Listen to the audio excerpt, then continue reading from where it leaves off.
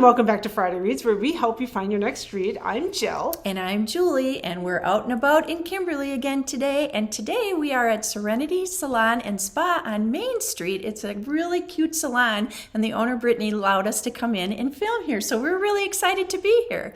And today's books are all about hair salons, hairstylists, hairstyles. So Jill, what's your first pick? My first one is You Are Here by Karen Lynn Greenberg. This is from 2023. The inhabitants of a small town have long found that their lives intersect at one focal point, the local shopping mall. But business is down, stores are closing, and as the institution breathes its last gasp, the people inside it dream of something different, something more. In its pages, You Are Here brings this diverse group of characters vividly to life. Flawed, real, lovable strangers who are wonderful company and prove unforgettable even after the last store has closed. The only hairstylist at Sunshine Clips secretly watches YouTube primers on how to draw and paint, just as her awkward young son covertly studies new illusions for his magic act. His friend and magician's assistant, a high school cashier in the food court, has attracted the unwanted attention of a strange boy at school. She tells no one except the mall's chain bookstore manager, a failed academic living in a tiny house he built in his mother-in-law's backyard. His family is watched over by judgmental old woman next door, whose weekly trips to Sunshine Clips hide her complicated and emotional history and will spark the moment when everything changes for them all.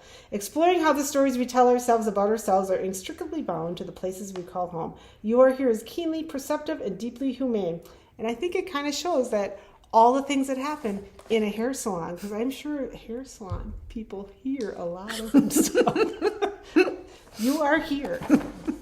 Mine always says she hears as much as the bartender. Yes. My first pick is Death at the Salon by Louise Innes, and this was published in 2021. After hairdresser Daisy Thorne finds her missing scissors in a customer's back, she becomes the prime suspect in a murder. When Ooh La La regular Mel Haverstock left the hair salon that morning, no one expected it to be her final parting. But when Daisy closes shop Saturday night, she finds her client dead as the mullet. Homicide is back in style in the quiet village of Edgemead in Surrey, England. But who would want to harm a hair on poor Mel's head? All the puns with these books. Suspicions higher than a beehive pile on Daisy when it's revealed that she and Mel had tangled back in high school, and DNA evidence seems to color her guilty. Handsome DCI Paul McGinnis gives the hairstylist new accessories, a lovely pair of silver handcuffs. To clear her name, Daisy must highlight the real backstabber, or she'll end up shaving heads in the prison barbershop. This is actually the second book in the Daisy Thorne mystery series, which begins with Death at a County Mansion. So, Death at the Salon. Death at the Salon. Hopefully nobody will die here today. So my next one's a little bit of a cheat. This is Terms of Endearment by Larry McMurdy. This was published in 1975, and actually I was surprised to learn this is the third book in a series that he had. Yeah. But when I picked it because of the movie, and it has a salon scene in it that just stands out to me. So I thought this one might be worth a good read. It's an Oscar-winning story of a memorable mother and her feisty daughter who find the courage and humor to live through life's hazards and love each other as never before.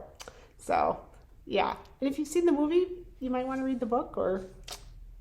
I like that movie.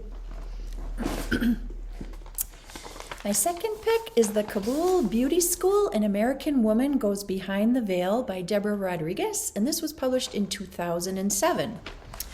Soon after the fall of the Taliban in 2001, Deborah Rodriguez went to Afghanistan as part of a group offering humanitarian aid to the war-torn nation.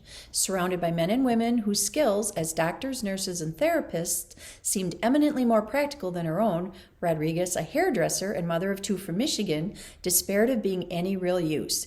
Yet she soon found she had a gift for befriending Afghans, and once her profession became known, she was eagerly sought out by Westerners desperate for a good haircut and by Afghan women who have a long and proud tradition of running their own beauty salons. Thus, an idea was born. With the help of corporate and international sponsors, the Kabul Beauty School welcomed its first class in 2003. Well-meaning but sometimes brazen, Rodriguez stumbled through language barriers, overstepped cultural customs, and constantly juggled the challenges of a post-war nation, even as she learned how to empower her students to become their family's breadwinners by learning the fundamentals of coloring techniques, hair cutting, and makeup. So with warmth and humor, Rodriguez details the lushness of a seemingly desolate region and reveals the magnificence behind the burqa.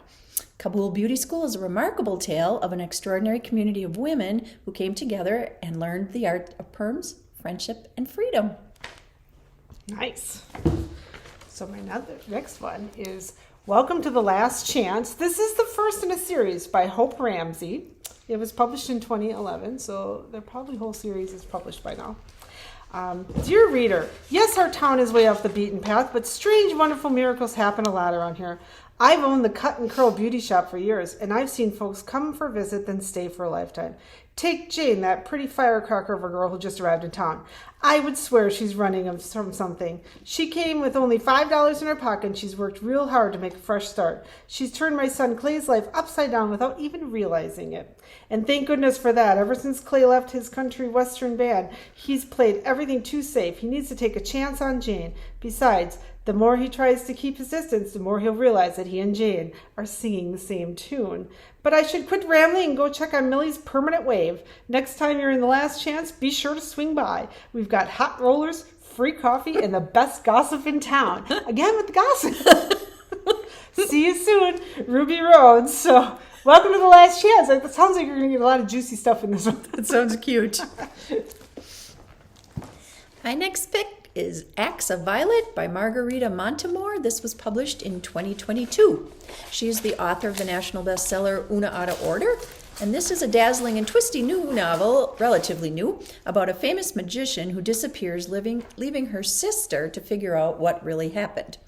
Nearly a decade ago, iconic magician Violet Volk performed her greatest trick yet, vanishing mid-act. Though she hasn't been seen since, her hold on the public imagination is stronger than ever. While Violet sought out the spotlight, her sister Sasha always had to be the responsible one, taking over their mother's hair salon and building a quiet life for her beloved daughter Quinn. But Sasha can never seem to escape her sister's orbit or the memories of their unresolved, tumultuous relationship. Then there's Cameron Frank, tapped to host a podcast devoted to all things Violet, who is determined to finally get his big break, even if he promised to land an exclusive interview with Sasha, the one person who definitely doesn't want to talk to him.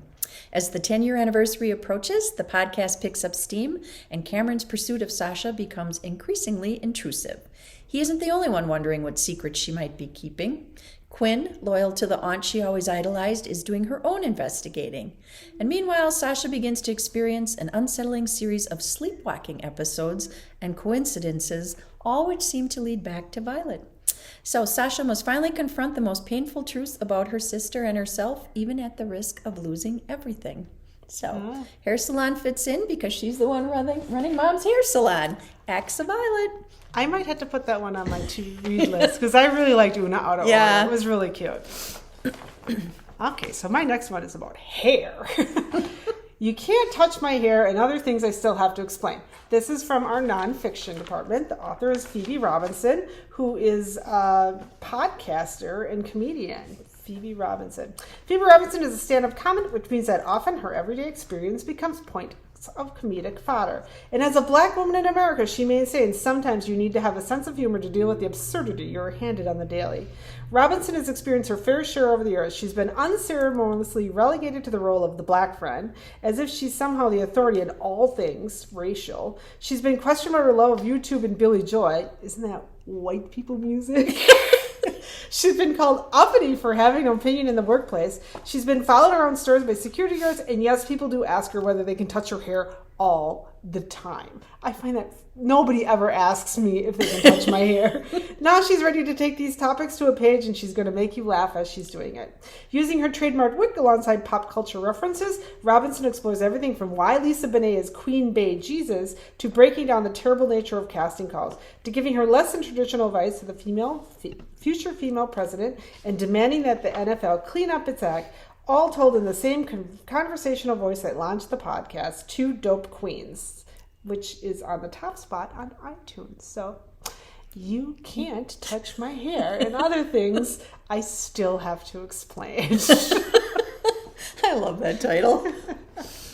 My fourth pick is also nonfiction. I picked 100 Perfect Hair Days, Step-by-Steps for Pretty Waves, Braids, Curls, Buns, and More by Jenny Strebe. This was published a few years ago, back in 2016.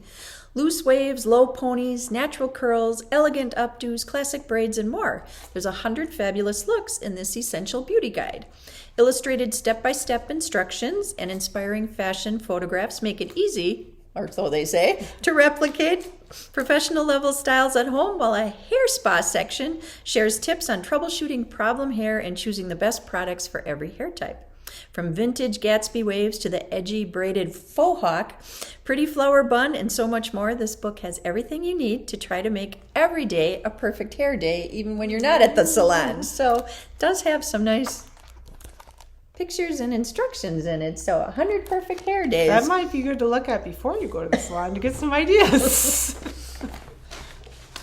All right, so my last one is a little bit of a cheat. This is Susan Whitting Albert. This is The Darling Dahlias. This is number 7 in the series, The Darling Dahlias and the Unlucky Clover.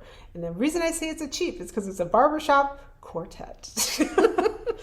It looks like the music has ended for Darling's favorite barbershop quartet. The Lucky Four Clovers, just days before the Dixie Regional Barbershop Competition, another unlucky break, a serious follow-up in the Darling's telephone system, and not a penny for repairs.